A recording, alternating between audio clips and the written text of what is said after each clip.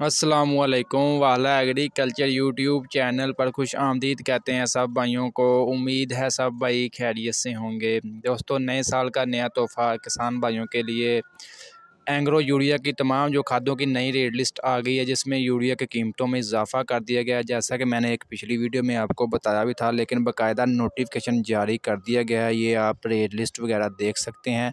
Engro urea की नई कीमत जो है 2440 रुपये जो है ये जी 1 जनवरी 2023 को इसमें मतलब तब्दीली की गई है। इसके अलावा एंग्रो DAP का जो 50 kg का बैग है, ये इसकी कीमत है जी 10,442 रुपये।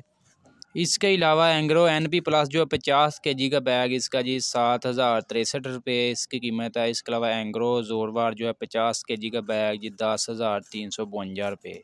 लेकिन अभी फ़िलहाल जो है मार्केट से एंग्रो यूरिया के अलावा जो है बाकी तमाम खादें जो हैं सस्ती मिल रही हैं हमारे किसान भाइयों को। अभी देखो आगे क्या होता है।